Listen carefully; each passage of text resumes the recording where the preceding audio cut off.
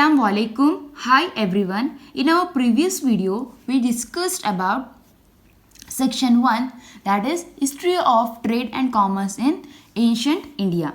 In this video, we shall start with section 2, that is nature and concept of business. Concept of business.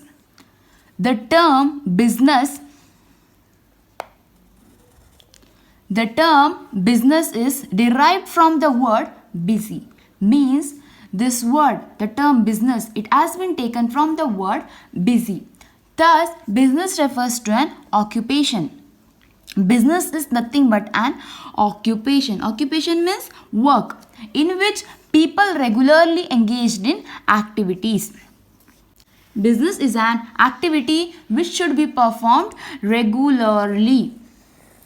Okay, this activity should be performed regularly, and it is activities related to purchase and sale of goods and services.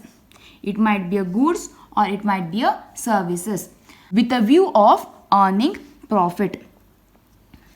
This activities is being performed with a view of earning profit. The sole motive of this business is to earn the profit. Next is characteristics of business activities. Characteristics of business activities will help us to understand how this business activities is different from societal activities. First one is, it is an economic activities. Business is considered to be an economic activity. Economic activity because it is undertaken with the objective of earning money and not out of love. Business is said to be an economic activity because business is undertaken with a view of earning money and not for the purpose of love. For example, A is running bakery business.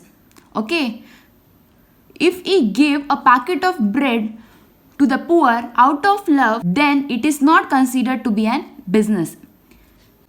Likely, if he sell a same packet of bread to the consumer in exchange of money, then it is called as business.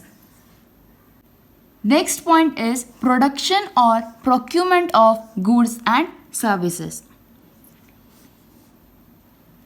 Here, production means producing, means manufacturing the goods. Procurement means purchasing. Okay. Before goods are offered to people for consumption, these must be either produced or procured by business enterprises.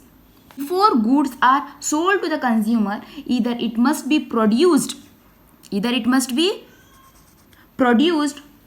or it should be procured by the business. In simple terms, a businessman should have a ready stock of goods before he sells it. Goods are classified into two types: consumer goods and capital goods. Consumer goods like pen, apple, carrot, notebook, etc. Capital goods like building, furniture, machineries, etc. Next is sale or exchange of goods and services. Directly or indirectly, business involves transfer or exchange of goods and services for value.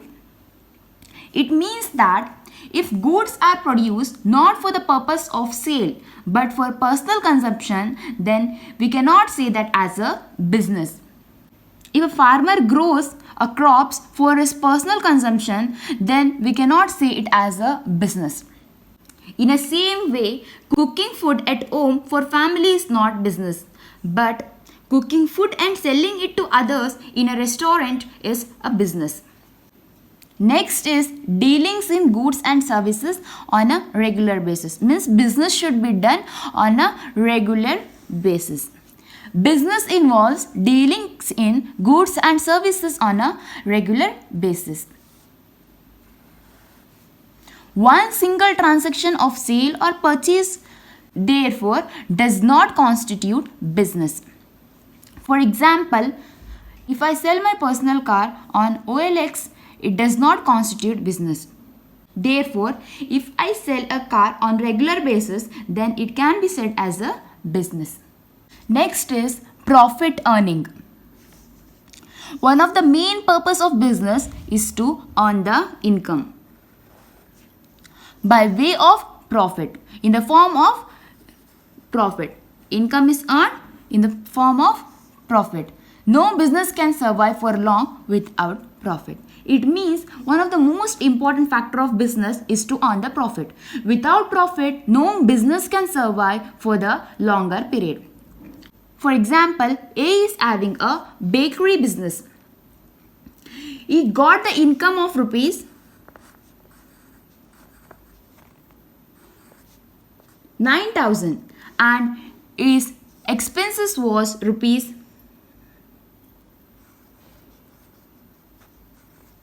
6,500.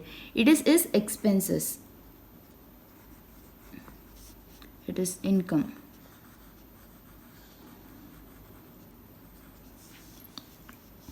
Therefore, 9,000 minus 6,500, that is 2,500. It is nothing but profit. Next point is uncertainty of return. Returns will always be uncertain. Uncertainty of return refers to the amount of money that the business is going to earn in a given period. For example, every organization needs the capital to run its business, but it is not sure that what amount of profit will be earned by the company, because there will always be a possibility of incurring the losses. Because of this, we can say that the profit earned by the company will always be uncertain. Next is element of risk. Risk is the uncertainty associated with an exposure to losses.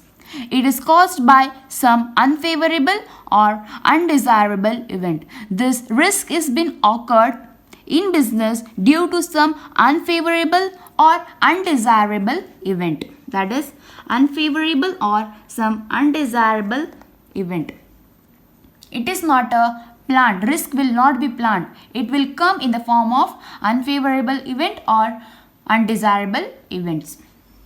In my previous point, I said that it is not sure whether the company will earn the profit or incur the loss because of this uncertainty.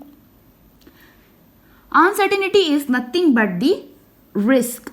Only because of this, the company will incur the losses. Risk will be of different types. For example, change in consumer taste and fashion, change in the method of production, strike or lockout in the workplace, increased competition, fire, theft, accidents, natural calamities. These are some examples of risk. Next is comparison between business, profession and employment. First point is mode of establishment. How business will be started, entrepreneur decision and other legal formalities if necessary. If we want to start a business, then we need to make a decision and some legal formalities are required. To start a profession, membership of professional body and certificate of practice. For starting a profession, we need a degree. That is, we need a certificate from a professional body, that is from a college. To start an employment, appointment letter and service agreement. For starting the employment, we need appointment letter and service agreement from the employer. Second is nature of work. Provision of goods and services to the public. It means the work of business is to provide goods and services to its public, means to its society. Professionals render their expertise services. Employee performing work as per service contract or rules of service. Employee will perform his work as per the rules given by his employer. Qualification. No minimum qualification is necessary. For starting a business, you don't require any qualification. Profession. Expertise and training in specific field as prescribed by the professional body is must. For starting a profession, you need a expertise and training. You need expertise training, and you also need a knowledge. Qualification and training as prescribed by the employer. To start employment, to employee need the qualification as prescribed by his employer. Reward or return. Business will get its reward in the form of profit. Professionals will earn the reward in the form of fees, and this employee will earn its reward in the form of salary or wages. Next is capital investment. As per size and nature of business, capital is invested in the business as per its size. If our business is small, then we need the less capital. If our business is big, we need more capital.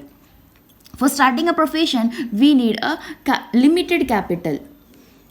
For employment, no capital is required. Risk. Profit are uncertain and irregular, so risk is present. Risk in profession. Fee is generally regular and certain. Some risk will be there. Next is risk in employment. Fixed and regular pay. No or little risk. Transfer of interest. Transfer possible with some formalities. We can transfer our business to other person by making some formalities. Transfer is not possible, because if you are a doctor, then you can't say other person to do your duty. Okay, in profession, transfer is not possible. Employment also, transfer is not possible. Next is code of conduct. No code of conduct is prescribed. For running a business, you don't need anyone's rules and regulation. You can do your duty on your own terms. Professional code of conduct is to be followed. In professionals, they need to follow a prescribed code of conduct. Norms of behavior laid down by the employer to be followed. In employment, rules are to be followed according to the employer. Examples of this businesses, shop, factory, etc. Then example of profession is legal, that is a lawyer. Medical profession, that is a doctor. Then CA is nothing but chartered accountant. Employment. Jobs in banks, insurance company, government departments are some example of employment. Thank you, students.